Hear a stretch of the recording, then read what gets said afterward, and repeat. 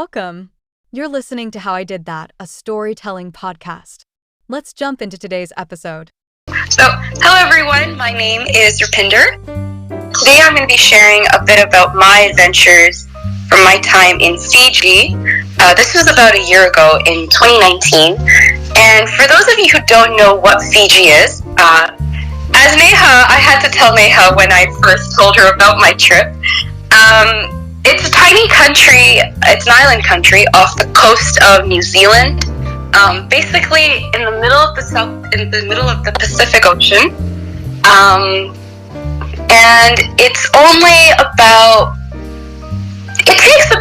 on the main island, it takes about 2 hours to get from one side to the other side.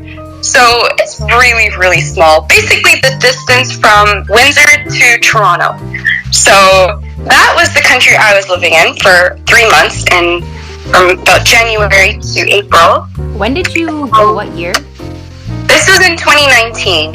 So, yeah. And they have like the reverse of our seasons here. So our winter time here was their summertime. So I was basically there during like their peak season. It was the hottest time of the year, and that must have felt weird, like reverse seasons.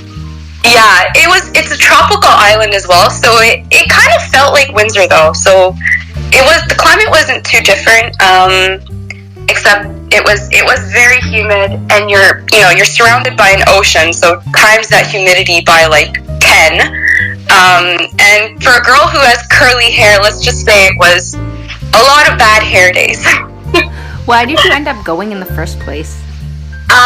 So the requirement for my program when I was in university was I had to do something abroad, some sort of international experience. And at first I thought of doing, something typical like an exchange at another university, maybe in Europe. And then I came across the Students in Development program, where students from universities here will travel to either Uganda or Fiji. And Fiji was their new program where you get to go to the university there, but you also do an internship with an organization that you are interested in. So that kind of rang with me a bit more than just doing like a school placement or something like that, like going to a different university for like 3 months. So I was like looking for something where I could get, real world experience, work with an organization, and actually kind of experience what it would be like working in my field. And so I did my placement with the International Union for the Conservation of Nature. And so this was really relevant for Fiji because it is undergoing a lot of tourism and development. So, I got to learn a lot about the impacts of tourism and development on these tiny, like, island countries, right, that have limited resources and have such a small population and have such small land, but then they see, like, such a large number of people coming in every year. So it was really interesting to see kind of, like, what my influence on this country was as a tourist myself, right? Because even though I was there working and going to school, I wasn't there for like long term or anything. So did you have to take classes while you were there? Yeah, so I went to Fiji National University, and it's known as the less prestigious university there, but it was still a great university. I met some really great professors, and we took courses on, so there was a course on like basically science. It was just like the way like just that's like such a broad name course. It was a science professor. He did like chemistry and like biology, but we were basically learning about the impacts of climate change. Okay. There was a course on climate change, and how that affects countries in the South Pacific. So because as water levels are rising worldwide, islands are the first to be impacted, and we actually learned about this one island. It's north of Fiji. It's called Kiribati, and they've had to relocate majority of their population because the island is going underwater. That's so terrifying. Like you pack up and go on a jet to, I don't know, just complete, because you're not really connected to any other place when you're on an island. Yeah, really like just moving, you're completely new. You have to like uproot your whole life, your livelihood. Like people's cultures were being erased basically because of them having to move away from their land, right? What about the water levels of Fiji? The water levels of Fiji are also rising. So we actually got to visit a village, or what was the remains of a village, you could say, because half of it went underwater just over the last couple years. So their graveyard, actually, like the cemetery for their ancestors, all of that was underwater now. So they were saying that a lot of their land, like their sacred land, is actually going underwater, and they have to just kind of keep moving inland. And then, they have a different way of living from people who live up in the mountains and stuff. So the people who are living closer to the sea are being impacted more than the people who are living up in the mountains. And then so that was like, the one course was like impacts of climate change, and another one was like environmental impact assessments. So that was a course that talked about, so in any scenario where there's a development project, you have to make sure that you do a consultation with the community and that you undergo a whole report. It's called the Environmental Impact Assessment Report. And that will basically, you have to go through a bunch of stages where you see what the developmental impacts are going to be on the people living there, on the community, and if the pros outweigh the cons. And so it's really important because you'll have a lot of like tourism or like development projects beginning to build resorts and things like that in Fiji, where they'll basically destroy a whole ecosystem to build a resort, and then the impact of that is like on the surrounding villages and stuff. So sorry. No, you can ask. I was gonna ask, is tourism the main source of income there? Yeah, tourism is one of the primary sources of income there. So it's really important for them to keep tourism up, but also to protect their environment and their ecosystems, right? You have to create a balance there, because they're kind of self-sustaining in the sense that they have their own farming and stuff, but they do import a lot of other things, like a lot of like their appliances. A lot of other things are imported because they can't produce them there. Do they have certain exports that they're known for? Not really, not that I can remember specifically. Or any other industries that are like, aside from tourism, that I guess are only like native to Fiji? There's not many, other than like maybe their produce and stuff, because they do produce a lot of tropical fruits. So there is that. What kind of tropical fruits? Oh, and Fiji water. I've always seen the Fiji water. No, Fiji water is from Fiji, yeah. Is that from like the mountains in Fiji? Like it's literally bottled from the mountains of Fiji? Yeah, and it's funny because it's like two American people that run it. So the profit doesn't really go to like the Fiji nation. It's kind of going to like another capitalist corporation that is situated in the US. Did you drink Fiji water, like fresh Fiji water, when you were there? You mean like from a waterfall, like up in like the mountains? Actually, yeah. So when you're up in the mountains, you drink the water that everyone else is drinking, whether that's rainwater that's been collected or whether it's from the stream, right? Like the rivers and waterfalls. Yeah, but it did take time for my my stomach to kind of like settle with it. It was like I didn't have any like issues with the water there mostly. Sometimes the people are a little bit more sensitive to water changes. But yeah, we had actually on like our first week there, we went up to the Namosi Eco Retreat Lodge, and it's basically up in the mountains, and we did a bunch of activities. So our guide basically, or he's from that village. His name is Danny.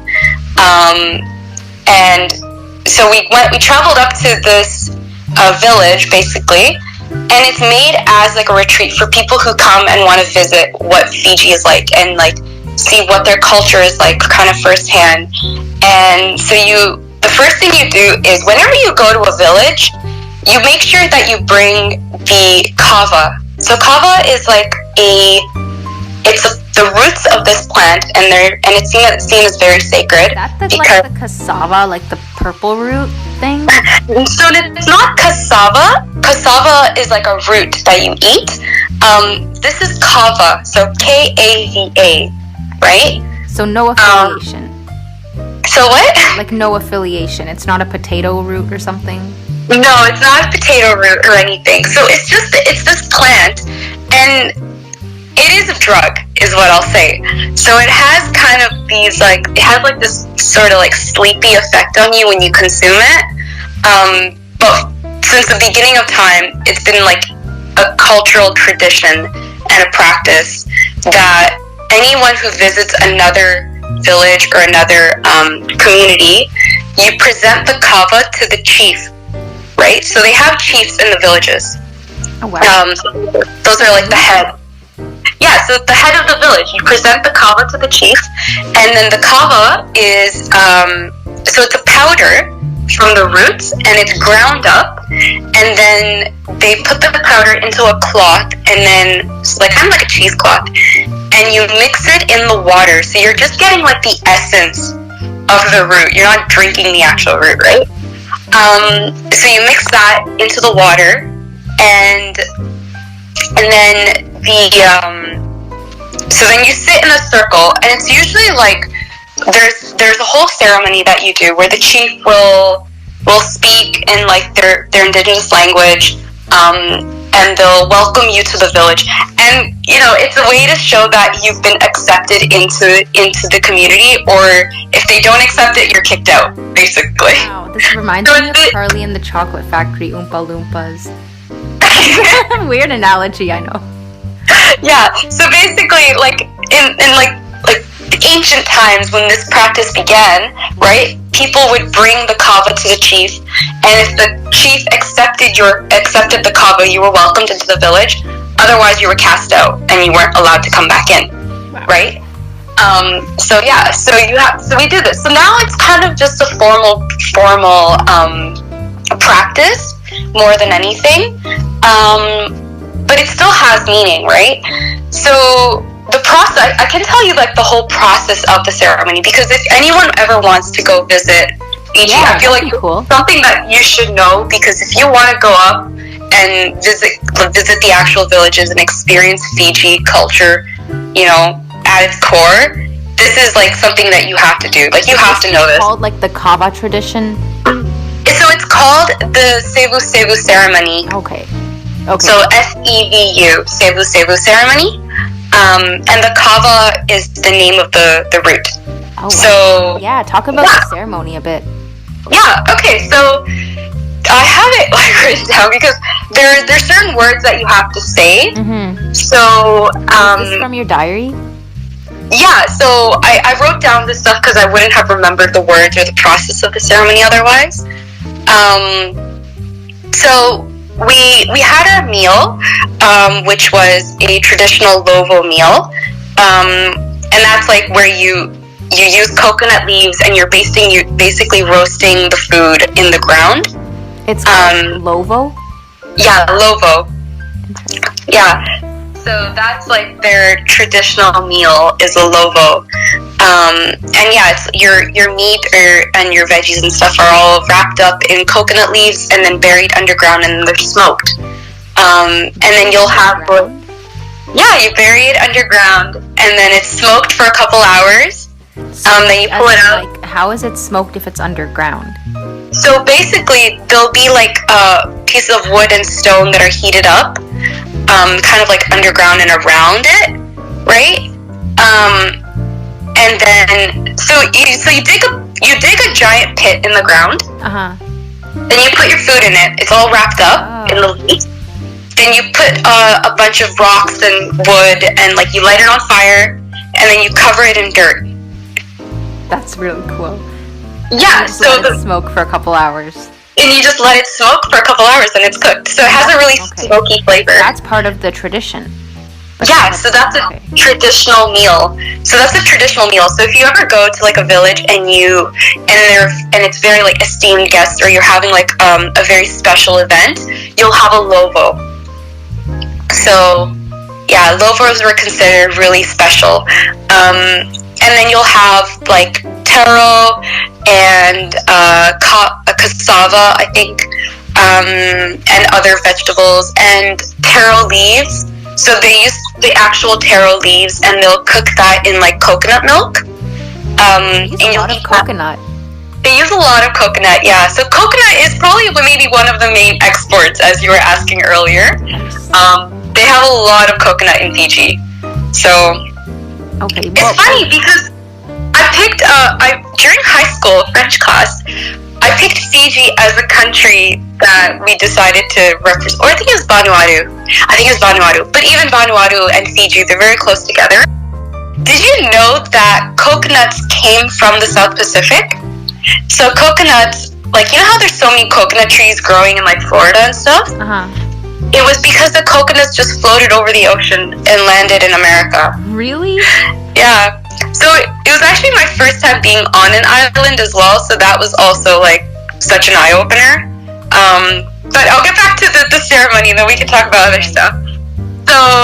So after you have a lovo meal, you will sit in a circle and the chief will, have his little speech and welcome you to the village and the community. And then the kava is basically poured into this giant wooden bowl, basically. And so whoever is serving the kava will sit behind the bowl, and the triangular point of the bowl is kind of shaped like a turtle back, if you think of it. So a turtle back will have kind of a pointy end, right, at the back. So that pointy end, think of that, will point to the person of the highest position, so which will usually be the chief, who sits across from the bowl then. Okay. And the first bowl is always served to the chief. So the chief will clap once, accept the bowl, and say bula, which means means hello. It means love. It means it's a way of greeting and a way of celebrating. So anytime you meet someone, you say bula, so that means hello. And they use the word bula to mean love and all of that. Is the language different in each village, or is it the same for most of Fiji? Oh no, the dialects are so different that people can't understand each other most of the time. So are they dialects like stemming off of one language though? So there is the standard Fijan language, right? And that is like everyone is usually like able to speak. So there's like the standard. Think of like French. You know how you have like standard French? Then people from different areas, whether you live along the coast or if you live up in the mountains, they all have their own dialects. And their dialects are sometimes so different that they can't even understand each other. Wow. So it'll be like they're speaking a completely different language. Oh, so it's Fijan. That's the native language otherwise. Yeah, it is. It's Fijan. Cool. So the language is Fijan. And at these ceremonies, does the entire village gather around the newcomer? No, not usually. So it'll usually be the chief, maybe like some family members of the chief and the visitors, and then whoever else is kind of like, whoever knows the people, or whoever's kind of close, it'll usually just be them. Oh, I see. So it's not, unless it is like a large village gathering, then you'll have everyone. If you're having some sort of event, and then you'll have everyone who's there be part of the ceremony. So kind of like, I had a work retreat with my coworkers from my organization, and we were, on the last day, we had a Sevu Sevu ceremony, and it was just all of us, like our coworkers, and it wasn't anyone else, like no one else outside of that group. So it's usually just people who are there for the ceremony will be there. So. Oh, I see. Oh yeah. And then so for these villages, when I think of a village, I kind of think of like broken down cottages and like kind of the stuff you see in movies, if you know what I mean. What did the village look like? So I went to a couple villages, right? And each of them was different. So there are the ones that are, a little bit more rundown. And you have to know that these people aren't living like in luxury. They're living a very sustainable life. And they aren't producing a lot of their own clothing either. So they kind of like, they'll go to the mainland once in a while, not very often. And they'll be able to buy their stuff from there. Is the mainland the capital city? Yeah, the mainland is the capital. So like Suva is where I was living, that was the mainland. And it's, they're living sustainably. They don't have everything, but they make do with what they have. Mm-hmm. So sometimes you'll see like their houses are made of like, the natural resources that you'll find there, like wood, hay, things like that. Some of them will have kind of like metal plating on the outside. And on the ground they make these mats. They're made of I think bamboo, or banana leaf. So they're made of banana leaves. And there's these mats, and they're very decorative, and they're beautiful, and that is what they sit on in like their like common areas and bedrooms and stuff. So do they have like shopping malls on the island? So there were a lot of shopping malls in Suva, so in the capital city. Okay. So Suva is like the main city, right? You can think of it. It's very interesting because it's kind of like a mix between like living in Windsor, right? Mm-hmm. The way that we live life in Windsor. We go to the mall, we go shopping, we go to restaurants and things like that. So when you're living in the city, it's very much like living in Windsor, right? And then as soon as you kind of head outside of the city, you see the poverty, you see like the villages are a bit smaller, they're a little bit more rundown. But that is just the way it is. Like there is a drastic difference between the wealthy and the poor. So, yeah. Okay, let's continue on with the ceremony. The ceremony, yes. Okay. So, basically, you clap, you receive the kava cup, you say bula, then you drink, then you hand the cup back, and then clap 3 times and say mada. What does mada mean? Mada means, I don't actually remember now. Mada is like another way to say like, I think like, okay, like moving, like next person or something like that. Yes, maybe like thank you or like something like that. It could be thank you. I had all these words written down when I was like learning the language basically. These are all Fijan, not like a dialect. I know these are all like Fijan. They're okay. Yeah. So I had a notes page where I wrote down a couple of the words. Now if I can find it.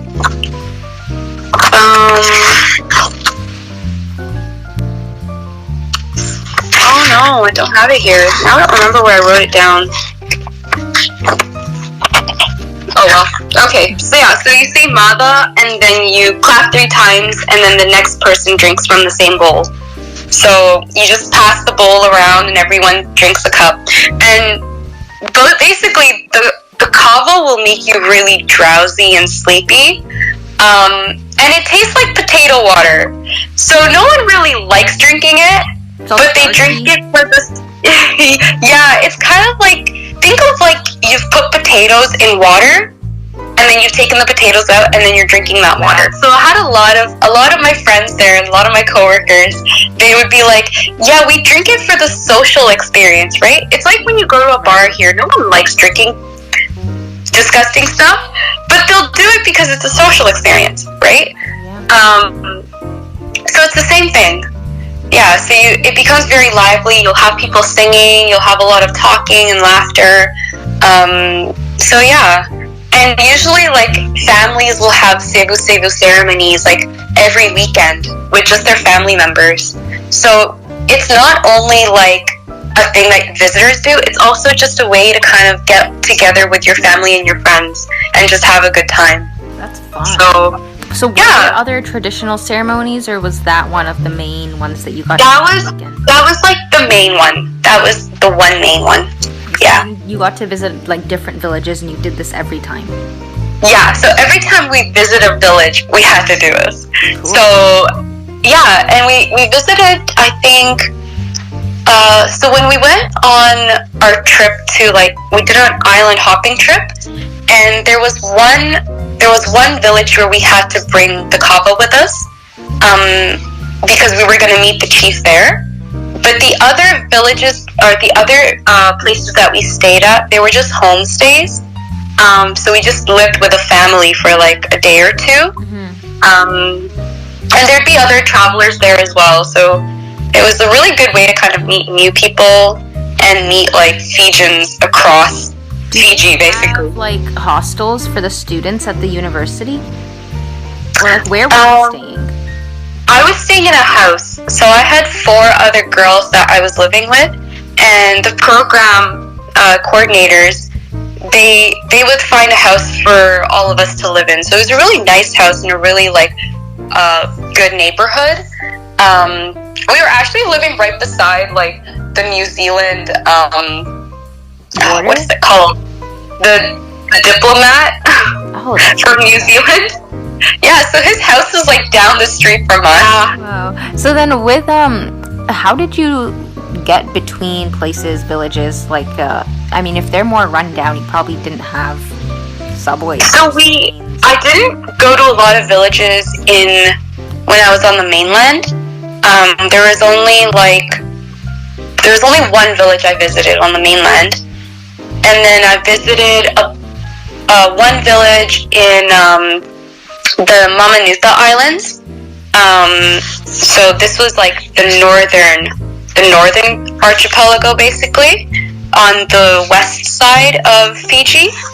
And this one was called, I'm trying to find what the name of this island was.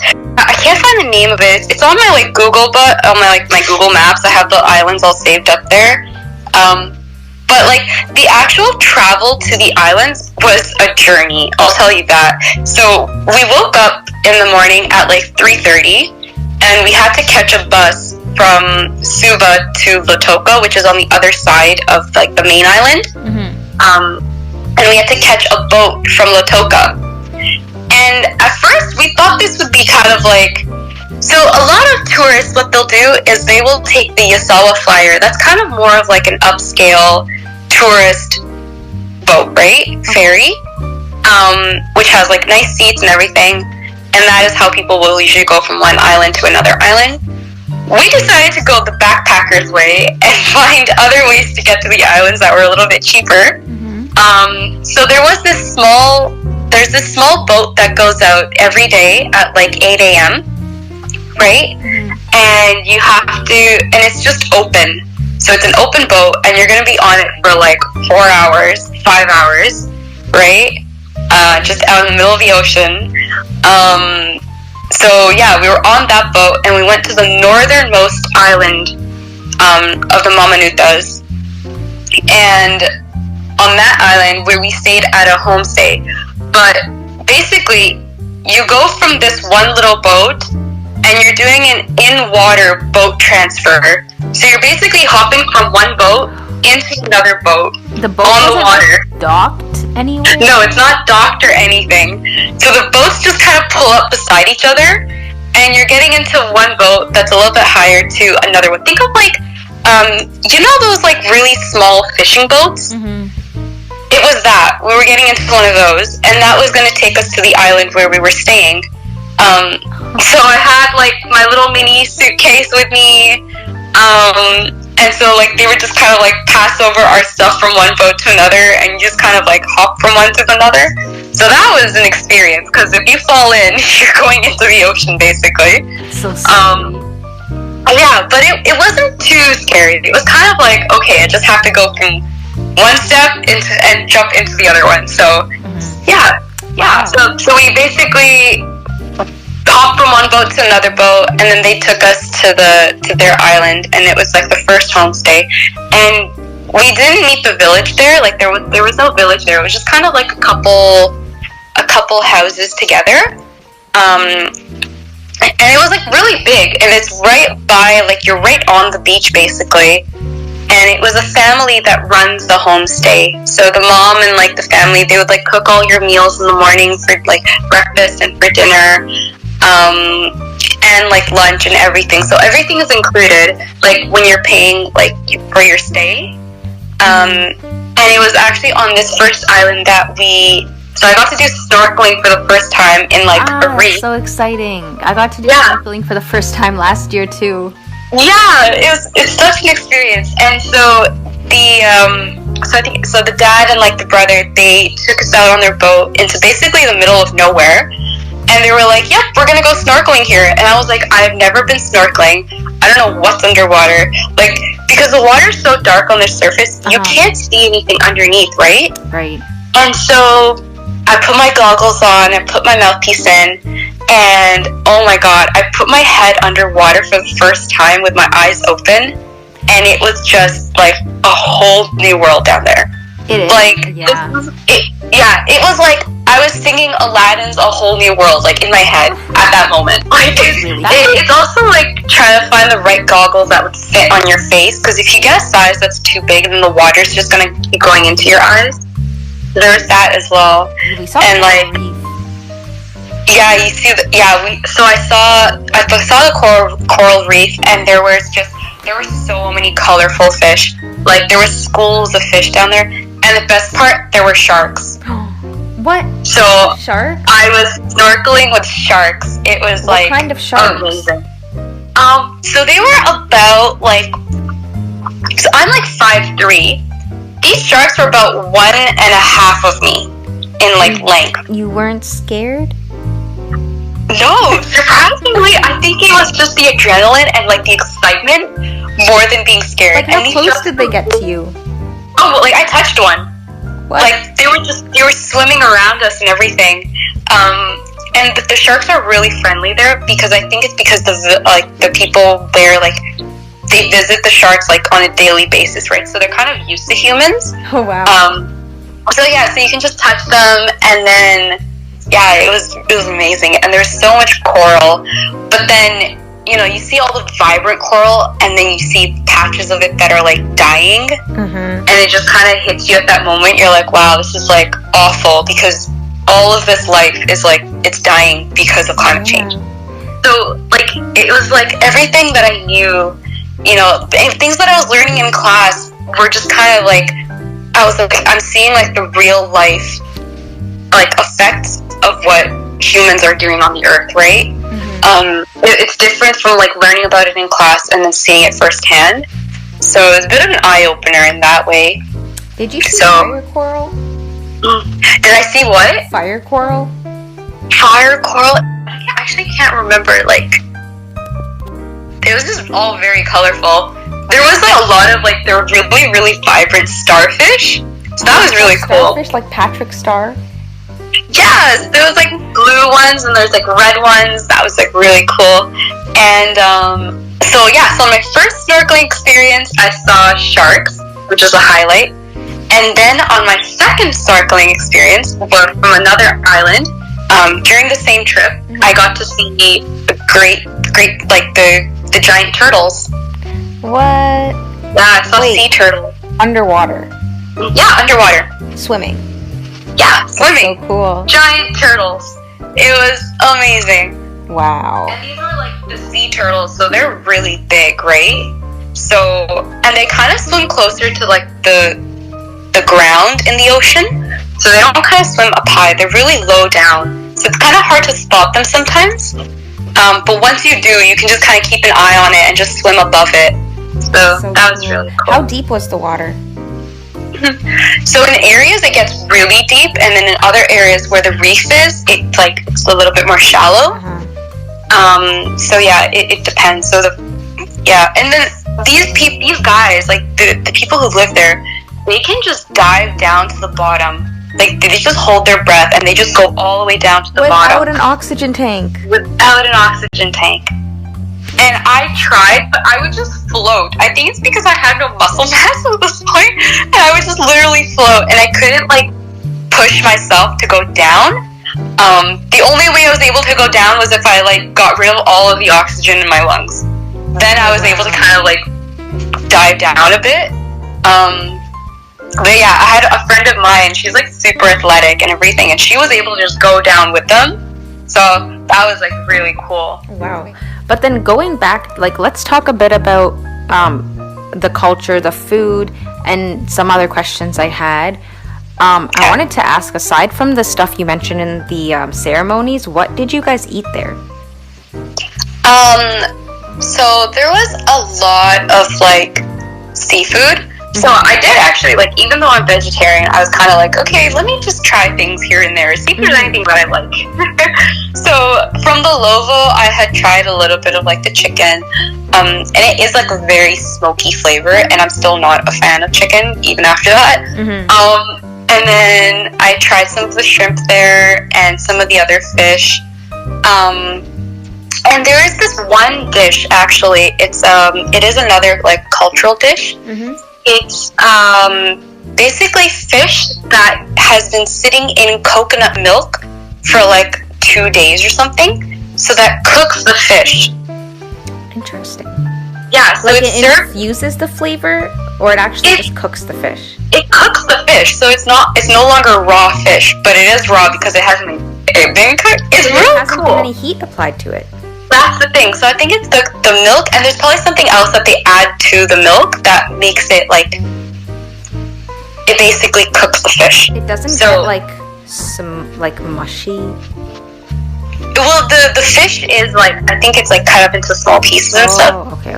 Yeah, so I didn't actually eat that one. That my friends had that, and it's served in a coconut bowl. So that's another traditional food that they have there. And then so for someone who was purely vegetarian, doesn't eat seafood, what other options would they have? Well, so there was actually a lot of vegetarian food there because there's a really large Indian population there. They were brought over during British colonialism, Fiji, as indentured workers, right? And so a large population of them was brought over, and they just stayed there, right? Do they speak Hindi? Yeah, so I actually, a couple of my coworkers were I would be able to kind of understand what they were saying, because they speak sort of in a Hindi dialect. So it's a little bit different, but I was able to pick up on words. So at times they would be saying stuff, and I'm oh, I know what you're saying, and they're oh wow, that's really cool. So there's that. And I had one coworker who spoke a bunch of languages. So he knew how to speak Fijan, he knew how to speak Urdu, and he knew how to speak Hindi and English, and yeah, he was really well versed in a bunch of languages. So he could have conversations with everyone in our workplace. That's awesome. Yeah, because otherwise... oh, sorry, continue. No, because otherwise there'd usually be a bit of a language barrier, right? Between the Fijians, the indigenous Fijians, and the Indian population there, or the Chinese population. So there's also a very large Korean and Chinese population there. Interesting. How did they get here? So this is where the interesting stuff comes in. The you could say the dark part of Fiji, or the cult of Fiji, basically. The cult. Okay, good. I was gonna bring it up later. Yeah, so this is where the cult links in. So Fiji is, for a very religious group, you could say, they believe that Fiji is paradise on earth, that when the world is going to end, Fiji is where everyone should be. Fiji will be the last place on earth to survive, basically. And so this cult, it's called Grace Road. And it's been hard for me to like fully criticize them because they're the group that, you know, they have a bunch of these really like nice cafes, and they have like the good like food and stuff like that, and because they run farms, so they basically run the farms on Fiji, like a couple of the farms there. And when you're driving like to some of the other like when you're driving around in Fiji, you can actually see the signs for Grace Road Farms, and then so they had a bunch of cafes and restaurants, things like that, and their food is really good. So it appeals to people who come from, you know, a developed country, who come from Canada, Europe, America, or Australia, things like that. But then how do you know it's a cult? Because there's been articles leaked out from people who have been brought to Fiji and whose passports have been taken away from them by Grace Road, and they can't go back. So they're forced to stay there. They're forced to work on the farms and in the restaurants and things like that.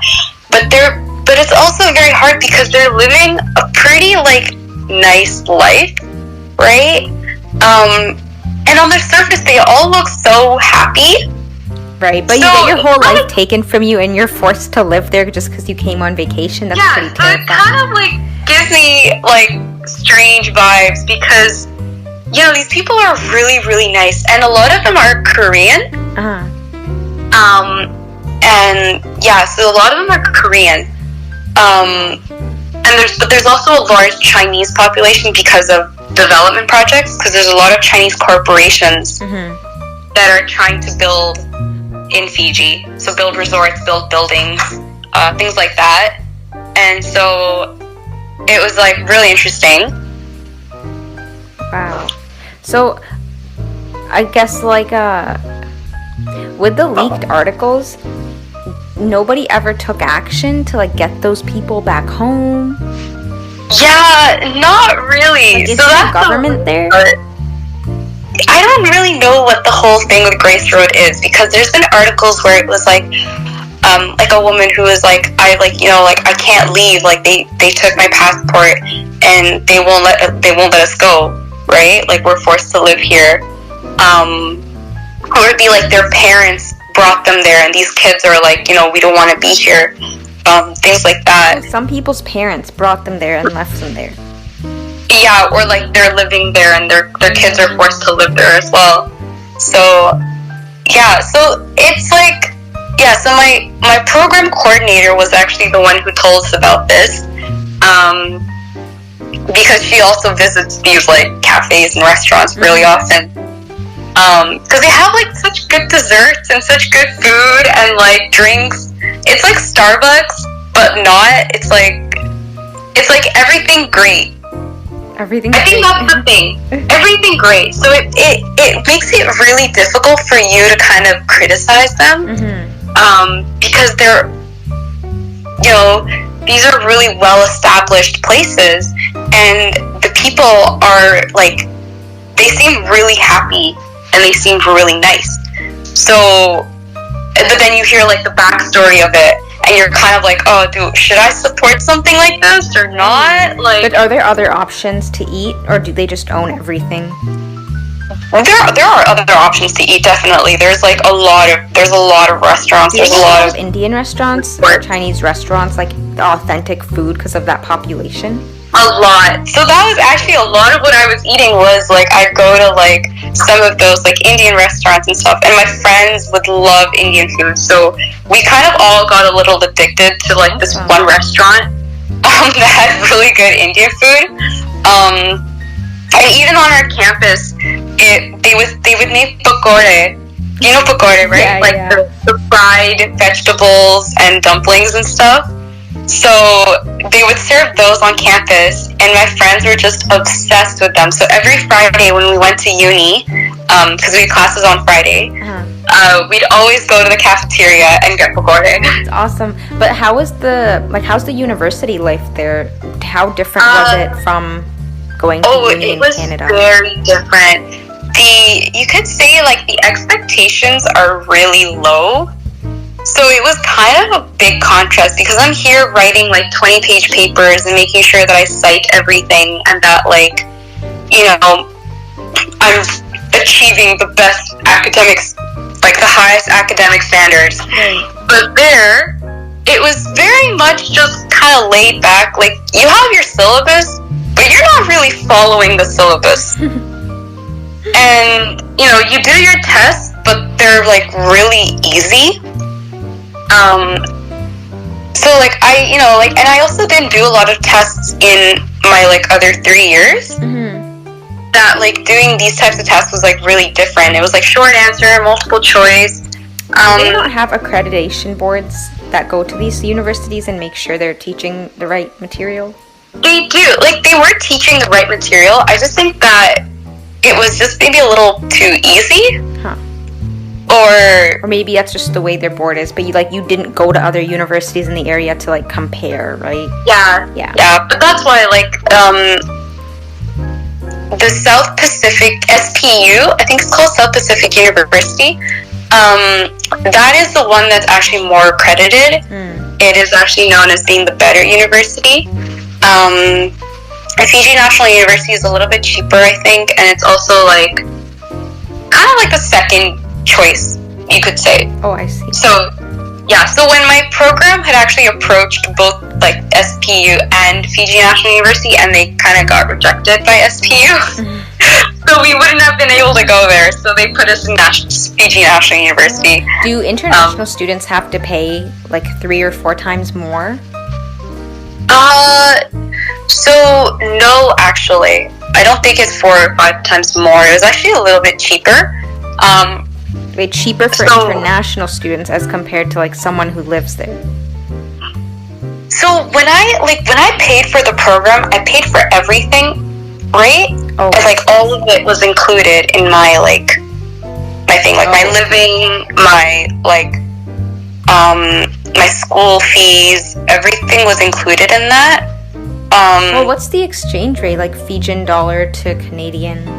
Or what's the Fijan dollar? Is it called Fijan dollar? Yeah, it's the Fijan dollar. So it's like there's one Fijan dollar is like 2/3 of our dollar. Oh, okay. So it was like 66 or something like that, I'd say. Cents is like... I mean, were things pretty cheap there? Like, compared to buying food or something in Canada? In that way, things are actually pretty evenly priced. So I actually drank a lot of bubble tea when I was there, right? They have bubble tea. I mean, they it's made from like actually cassava root, right? They had cha time there. What? Yeah, Nice. so it was like right by like it was in the plaza that was right by my house. So I'd end up walking there like almost every other day. That's fun. They had like a food court and like it was like a shopping center basically. So we'd get our groceries from there. We could get like some clothes, things like that. And they had a huge food court, and sometimes they had entertainment there. But prices were pretty even, like in terms of how much you would pay here for something. It was about the same there. Oh, so not bad. the only thing that was really cheap was transportation. What kind of transportation did you guys have there? Is Uber a thing? Taxis. Oh, just taxis. You pay less for taxis. Yeah, taxis were like really, really cheap. It starts off with like you get in. It's at like $1.10. That's like your starting fee, right? And then for every, I think like however many meters or kilometers you go, like the price goes up. But it was still like I would end up taking a taxi to work in the mornings. Just because, like, I didn't want to be, like, a sweaty mess by the time I got there and have to be like that the whole day. So, in the mornings, I would take a taxi, and it would be about $3 for me. Each way? Not bad. One way, yeah. $3 to get to work. Not I mean, how many kilometers was it? It was like it wasn't a long walk or anything. It was like a half an hour walk, maybe. Oh. Right? So it was really short, but it was just like convenient because then I'd be like, okay, I'd eat my breakfast, call a cab, take the cab to work in the morning, and then in the evenings I'd walk home. Nice. Because I'd walk by the market or something, so I'd grab some stuff from there, and then I'd continue on home. So yeah. Do so it was like, oh, sorry. Yeah, no. So I'm like, transportation is really cheap, and if you want a cheaper option, you can take the bus. Oh, so they have bus and then taxis. They Do have most people buses have too. their own vehicles, or do they just take public transport? There's not a lot of people that have their own vehicles, actually. Well, that's good though. That means their public transportation system's pretty effective. Yeah, it's like pretty effective. I mean, it's also like the cheaper option to take public transportation. Because like having your own car would be a lot more money. People do ride on motorcycles or scooters there? Yeah, they do. In India a lot. Oh. Yeah, no, they do have like motorcycles and scooters, but not that many, surprisingly. Yeah. Okay. And then what about like, is it surrounded by mountains like on the island, or were you surrounded by mountains where you were on the outskirts? So not really. So basically, it is very hilly and mountainous, right? Like the city overall. But the more inland you go, the more mountainy it is. Oh, I see. So not on the outskirts, more inland. No, I was on the coast, basically. Suva is on the coast. It's like a port city, right? So there's actually like cruise ships and stuff like that would dock there. And yeah, so the more inland you go, the more mountainy it is. Oh, cool. And did you get to go, like you said you were drinking mountain water, like water from the waterfalls.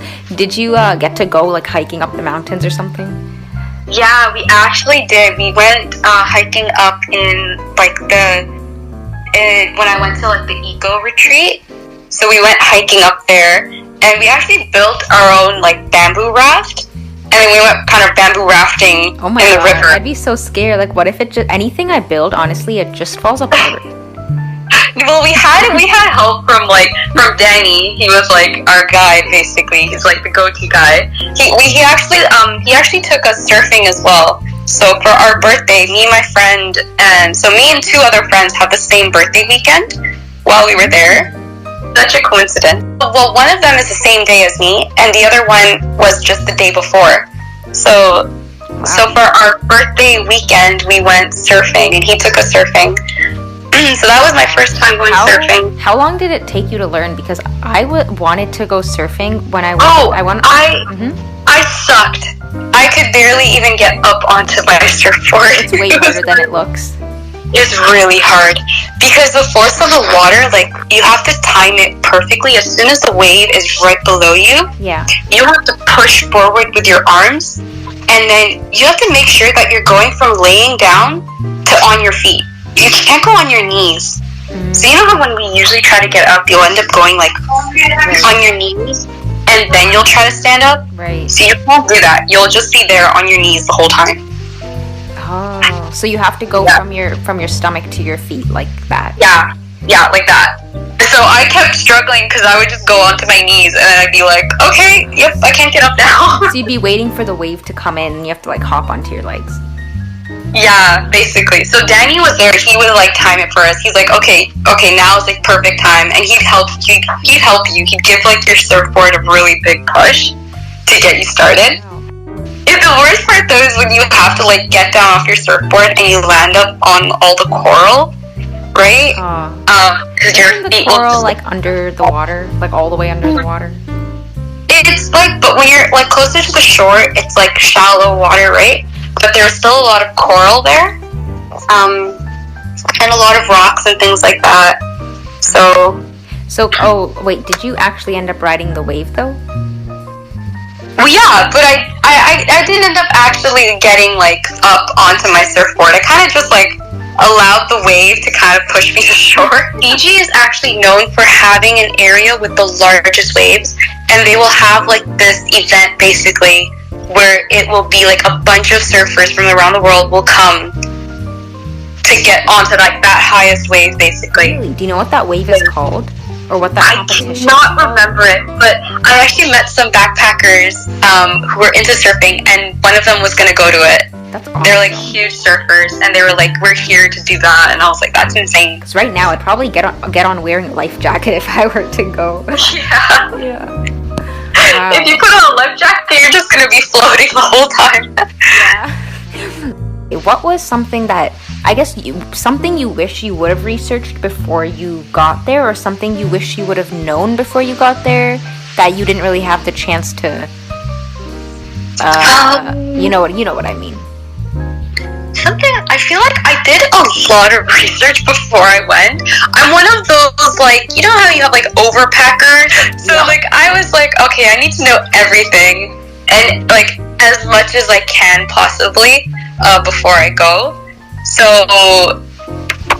like I can't, like, I feel like I should have maybe looked up more places that I wanted to visit.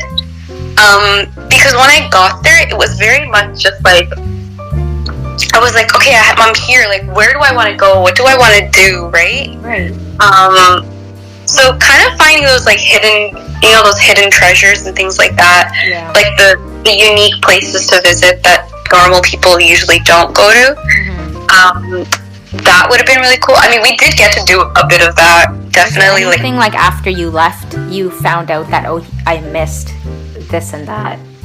I mean, in the time that we had there, we could only really do so much, right? So there were things that I wanted to do that we didn't get a chance to do, just because of time constraints, and also just like money and stuff like that. Right.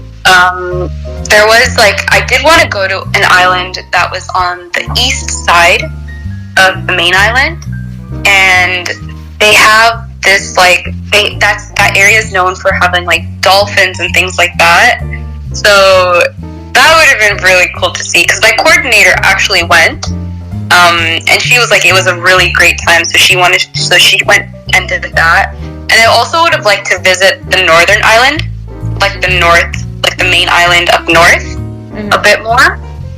That would have also been really cool. Oh, that's exciting. So, yeah. So I feel like if I was to go again, I would definitely try to visit more of the other islands, because each of them have their own things, right? How many islands are there? So there's 300 islands. Okay. Yeah, so 300 islands. Trips to go and visit. Yeah, basically. And so now I know what the name of the southern island is. So it was Viti Levu and Vanua Levu. So Viti Levu is the main island that I was on. That's the south island. Vanua Levu is the northern main island. So the one that was above us. So yeah, I'd want to go to Vanua Levu, and I'd want to travel to maybe some of the islands on the east side. That would be really cool. And another thing that the people there do is, like, to reduce the amount of plastic that they have, because plastic's a really big problem in Fiji because they don't have a recycling facility, right? But they have a lot of plastic. They use up a lot of plastic, and so you have, a really small island. In which way, though? Because what you were saying, how they live really sustainably, or is it more within the city where there's shopping malls? Like in the villages and stuff, they do use, like, bottles and things like that, and they do use, like, packaged things and stuff like that. What do they do about that problem? So apparently it's like everything goes to the garbage. Okay. I guess, if they don't have a recycling facility, it's all in. They don't have a recycling facility, so everything goes to the garbage. The only way that they do recycle it is Coca-Cola bottles. So anything that was made by Coca-Cola, those bottles and those products can be recycled. So they'll have a recycle collection for those. But that's it. So... yeah, and I also don't know how they dispose of their garbage, whether it's shipped off to maybe another country, because they're really small, right? So they don't have the space. Have, like, a landfill? Yeah. I mean, they might have some landfills, but the population of the main island, or, like, all the cluster of islands. Is the entire cluster of islands considered Fiji, or is it that main island? The entire cluster of islands is known as Fiji, right? So what's the population there? Gonna have to look that up as well. It's not that much. It's really, really small. It is. Compare that to our city, which is like what, 230,000, I think. It's less than 1 million. Oh wow. It's 883,000. Okay. So maybe about like 3 times the size of Windsor. Yeah. So it's all of that 4 times, yeah. spread out across like 300,000 kilometers, like across 300 islands, basically. So. That's pretty big. Like, you definitely need some kind of recycling facility, or dumping something in a landfill would be quite a lot. That is a lot. Yeah. Can you, like, just imagine, like, how many bottles you use in a day? And the fact that if you have, like, I guess if they have one, unless either they have a landfill on each island where you have a cluster of 300 islands, or you're going to be shipping, like, garbage between island to island to get it into 1 or 2 major landfills. Yeah, that's probably how they do it. Yeah, and they also, like, there was a movement, like, this organization that my friend was working with. She, so it's a project where they are using the plastic to make jewelry and other, like, decorative things. So, like, Etsy-ish.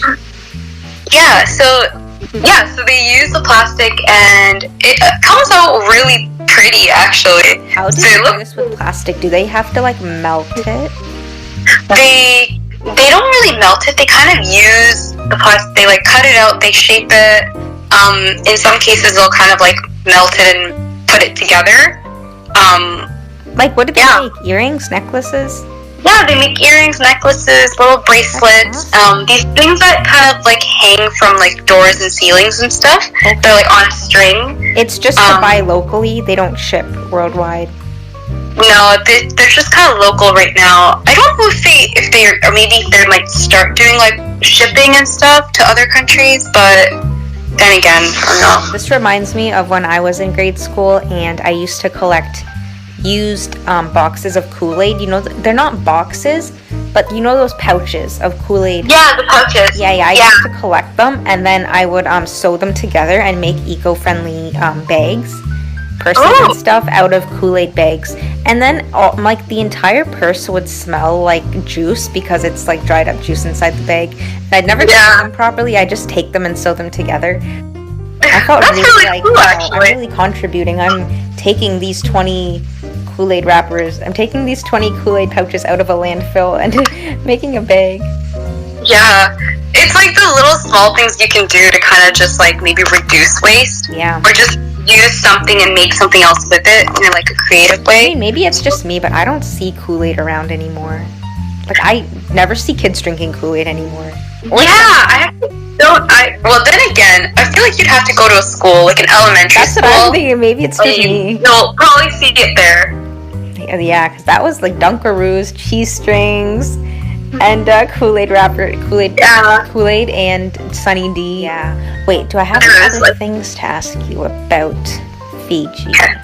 Like, was there something that, I guess, you came into any situations where your friends weren't aware of something, but you were because of the research you did? Like, are any dangerous situations? Like, how is the crime level? There was not a lot of crime it's like petty theft and, you know, like small fights and things like that happen, like things like that. So Fiji has a crazy nightlife, I will say that. Really? I never expected that. I thought everyone would like retreat to their village at night. No, so also really crazy because Fiji's a very religious and conservative country. Oh, what is the main religion there? I forgot to ask. It's Christianity. Oh, okay. Yeah, so a lot of people are very, very religious. So before any meal, you'll say grace. You'll always say a prayer. They celebrate a lot of religious holidays. And they'll always, like, Easter is like huge. Easter is very big there. Yeah. Because I remember, like, I had work and it was Easter day, and we had this whole event thing in the morning where it was like gathering and we watched some videos and stuff, and then we had a prayer, and then we had like a meal and things like that. So it was really, really interesting. But then it was Valentine's Day, and we went to a slam poetry night at a bar. Does everybody speak English at these bars? Yeah, everyone speaks English. Okay. Because of like colonialism, everyone speaks English, right? So that's kind of like one of their languages, like their national languages. And then you see like the opposite side of like this conservative country where people are very like supportive of LGBTQ rights. They're very outspoken about politics and about like things like tourism, things like that. Like they're very, very outspoken. You can really understand like their internal feelings, right? So what they kind of show on the surface is one thing, but then when they were speaking in these poems, like they were sharing their feelings, and it was just completely different. It like blew my mind away. Is there a young population, like a large young population there? There is a large young population, yeah. So things are very fun at night, you could say. Awesome. Wow. So is this main nightlife mostly in the mainland? I'm not really. Well, actually, when we went out onto the little islands during our island hopping, it really depends on where you stay. So, like when we stay at the backpackers like travel lodge, basically, there's a lot of young people there, right? We met a lot of people that were our age, who lived in the village but worked on the resort, basically. Oh, I see. Or like, and there's two main. Oh, sorry. Continue. No. So like, there's people who live in the village that's right beside like the travel lodge, basically. So, and they party hard, is what I will say.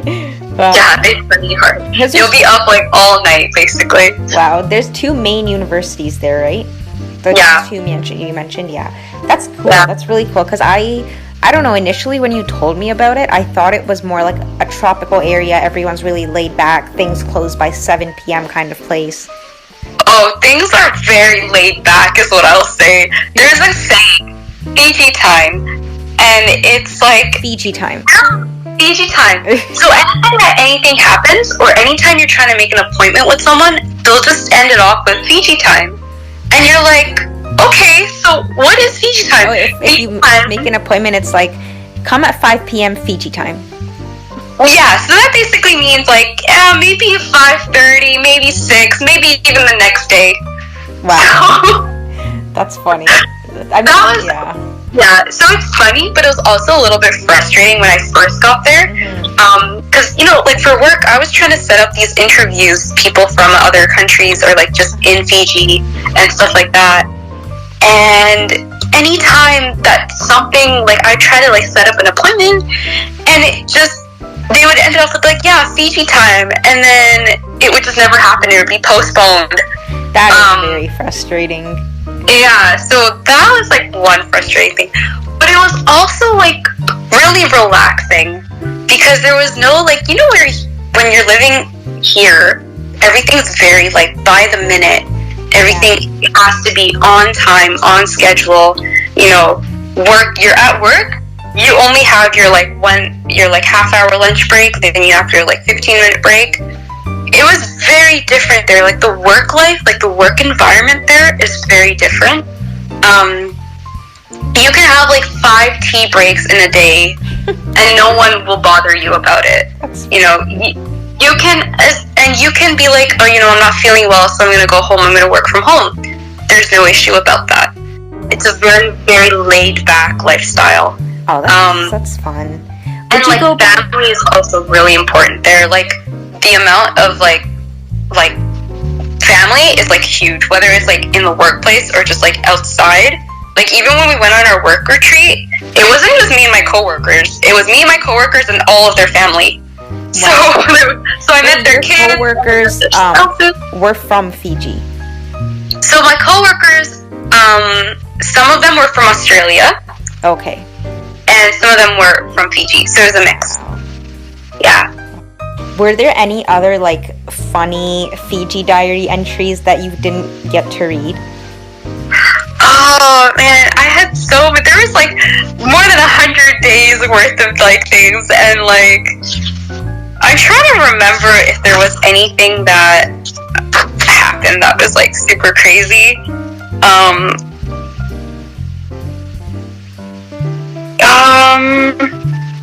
I think it's the fact that like literally everyone knows everyone was like the funny thing. Communities. It's very tight knit. I found out that my coworker was like really good friends with my neighbor. So then I became really good friends with my neighbor, and then I went to like this whole trip to like the temple with her. I went to her house. I had samosas with her and stuff like that. Oh, nice. Yeah, so she was like a friend of my coworker, Millie, and so I made friends in the weirdest places, basically. So you never really know like which direction your travels are gonna take you. Like, yeah, going in and going. Yeah, so like I went in thinking that this was just gonna be like, okay, like I go to school and I go to work, and like that's it. But I met so many people beyond that, and I did so much beyond that. And I think that was what's going to stay with me longer. Yeah. So yeah, it's just overall, it was a wonderful experience. It's like living in a new country is probably a very rich experience. At least you had people there in your group who also spoke the native language, and you had a lot, like you spoke Hindi, right, for the people who spoke that as well, which is nice. Yeah. The language barrier is a big thing. And you miss parts of the culture if you don't speak a language. Exactly, and it was really funny because, you know, out of my out of the five of us that were living together, I was the only person of color, right? Mm-hmm. And so, whenever we went out or anything like that, it'd be kind of strange because they were all white and I was like the only brown person, so I kind of blended in and I looked Fijan. Yeah. So it kind of was like really interesting that way, because I would kind of be like, oh, they think I'm Fijan, but you guys look like the outsiders here, or like the tourists basically. You blend in then. That's nice. Yeah, so that was funny. But then as soon as I start speaking, they're like, oh, you don't sound like you're from here. But they have kind of like this like Australian British accent going on. They can always tell when you're not from here. Yeah, and I'm like, as a Canadian, I don't have that accent, so yeah. Well, I think that was everything I wanted to ask you about. But thank you so much for sharing your journey. That was a lot of information. I feel like if I were to go to Fiji, I would be a lot more well-equipped to just understand the culture. I think if you ever want to go to Fiji, I can do a thorough breakdown of what it's like. I'm sure. I'll ask you. I would love to go. It kind of scares me that it's in the middle of nowhere. But and like it was it's island life, right? It's very different from living somewhere where like you're on a big land and you're like surrounded by like other countries, like you have a border. There's no such thing as a border there, right? Because you just hop between islands. Yeah, so it feels like a completely different country when you go from one island to another island. But it was, but it's all the same country. Yeah. So wow. My favorite island though was definitely like we went to the island where Castaway was filmed. So that's the funniest part, was that I hadn't seen the movie, and we get there and I was like, oh, okay, now I kind of want to watch the movie, because we hiked up to the highest mountain, and like I was like, wow, this is where like the movie was made. And then we went snorkeling. There's actually like tiny little jellyfish in the water there, like by that island. Did you get to touch one? Oh, I got stung by them. How does a jellyfish sting feel like? It hurts. It's like a pinch. Wow. It's like a really sharp pinch. Like a red swollen. Do you get swollen? I didn't get swollen. I think because they were really small. These were like really, really tiny. Like if you could see like the size, like this big. Really small. Really small. Size of they're clear and white. Yeah. And then there was another island where another movie was made. It's like you actually go down into this cave that's in the island. It's a limestone island. So it's the only island that's made of limestone. So that's also really iconic. And there's a cave in there with like a pool of water. And they they have this whole story. It's like this like indigenous story about the island and the caves. Oh. There was also, you know, that like reality TV show where it's like those like Survivor games. Oh yeah. I think it was called like Survivor, maybe. Oh, it might have just been Survivor. Yeah. That was also filmed in Fiji. So that was being filmed while we were there on one of the islands. Oh wow. Did you meet like a survivor in the wilderness? We met the crew. Really? We met the crew who do the filming. We chilled with them during on one night we were there. They were there with us, so we met a bunch of people, and they were telling us about like how the filming was going and stuff. And Is it half of the island was closed off. Is it scripted? Is the show scripted, or do they actually like make you survive in the wild? It's all scripted. Okay, really? It's kind of like planned out. I'd say it's not very like spontaneous. You don't know what's gonna happen. Right. I feel like it's pretty much planned out. But because we weren't allowed on that half of the island, so we didn't get to meet anyone who's part of like the actual show. We just met the crew. But yeah, so it's really interesting. Oh, okay. Because I was like, is it really legal to just release people into the wild and let them? I don't even know what the premise of the show is, but I imagine they're trying to fight for survival. The island that they were filming on is really small. Like you can hike from one side of the island to the other side in like a couple hours at most. Huh. Right? So they're not just scavenging berries, like they get full meals when they go home. They probably are just like building a little like hut to sleep in for the night and trying to find something to eat, so they go fishing maybe. But it's not like a very dangerous island or anything.